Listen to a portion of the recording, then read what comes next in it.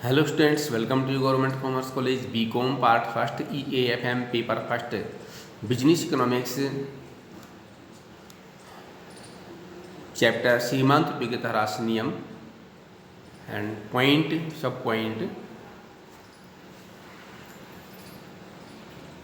Exception of the law of diminishing marginal utility.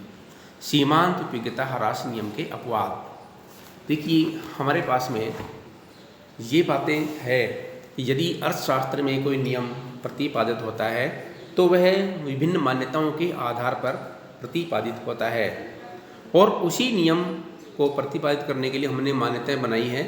लेकिन हमारे जो विरोधी होते हैं, इस नियम के विरोधी होते हैं, वो उन्हीं मान्यताओं को आधार बना करके और इसके अपवाद निकाल लेते हैं, इसकी आलोचनाएँ करने लग जाते हैं।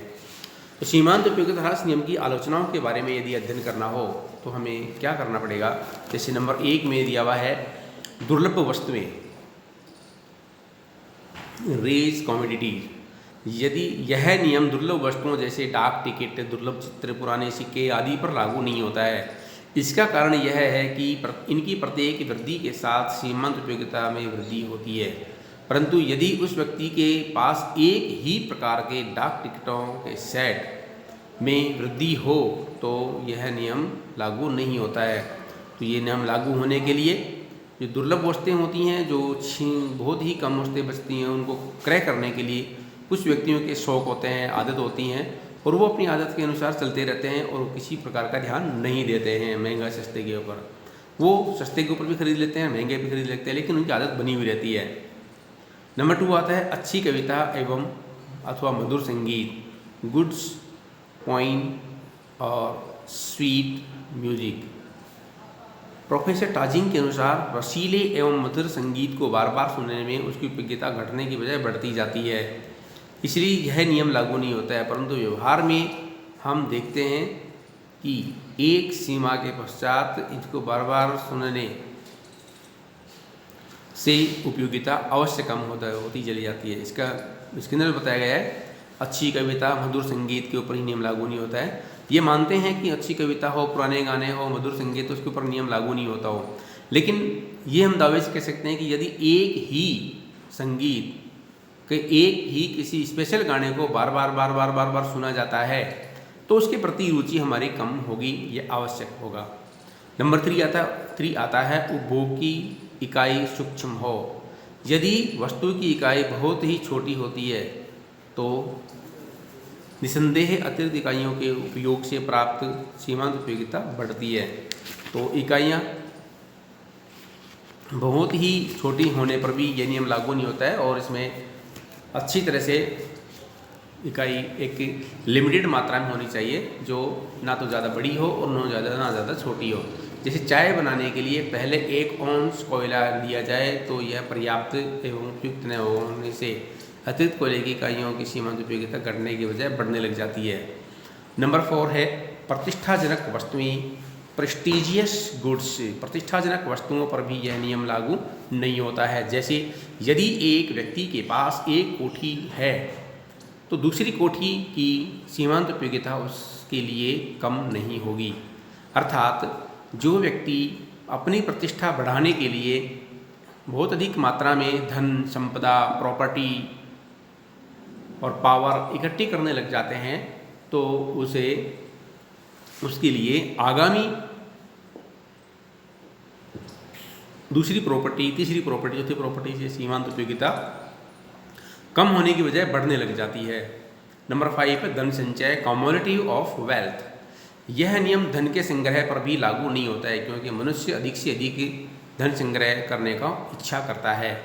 तो ऐसी स्थिति में यह नियम लागू नहीं होता है, क्योंकि कारण ये है कि जैसे एक कंजूस व्यक्ति होता है और उस कंजूस व्यक्ति को यदि धन जोड़ने के लिए मौका मिल जाए तो वह खाना भी नहीं खा पाता है, कपड़े भी ढंग से नहीं पहनता है, फटे पुराने कपड़े पहन लेता है, एक वक्त में 2 वक्त की बजाय 1 वक्त की रोटी खा करके अपना समय गुजार लेता है, लेकिन वह खर्चा नहीं करता है, बहुत ही कम मात्रा में खर्चा करता है, क्योंकि उसकी आदत बन जाती है कि वो बहुत अधिक मात्रा में धन इकट्ठा करेगा और उसको संचय करके अपने पास रखेगा, अपनी पावर बढ़ाएगा। तो ऐसे व्यक्तियों पर भी यह नियम लागू नहीं होता है। नंबर 6 आता है, शराबी पर नियम लागू नहीं होता है। Not applicable on drinker. ऐसा कहते हैं कि शराबी को शराब के प्रत्येक प्याले से उत्तरोत्तर अधिक उपयोगिता प्राप्त होती है। यह तर्क उचित नहीं है, क्योंकि शराबी की मनोदशा असामान्य होती है और उसके व्यवहार को अविवेकपूर्ण मानते हुए हम अर्थशास्त्र में इसका अध्ययन नहीं कर पाते हैं, क्योंकि इसकी जो मान्यता है उस मान्यताओं के अंदर भी सबसे पहले आपको ये बताया गया है कि उपभोक्ता की मानसिक स्थिति समान, संतुलन और स्थिर रहनी चाहिए।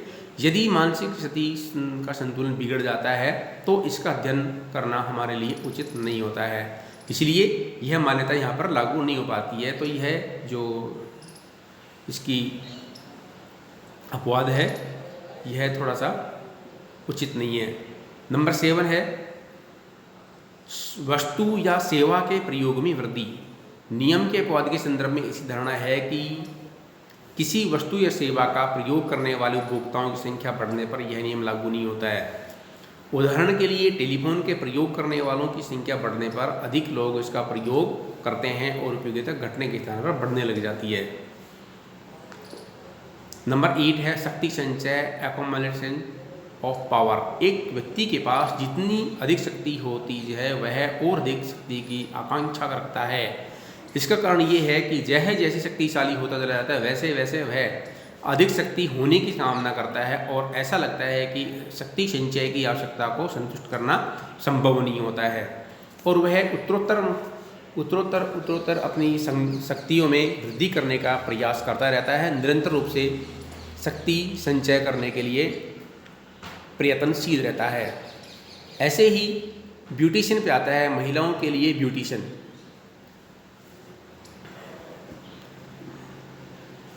महिलाओं में ये होता है कि कोई महिला यह सोचती है कि मेरे से अधिक सुंदर नहीं होनी चाहिए, अर्थात एक महिला यह सोचती है कि पूरे संसार में मेरे से अधिक कोई दूसरी महिला सुंदर नहीं होनी चाहिए और वह अपने आप को सुंदर दिखाने के लिए एक से एक बड़े से बड़े प्रयास करने के लिए तैयार रहती है और अच्छे से अच्छे प्रयास करती है, जिससे उसकी सुंदरता में निखार आता है।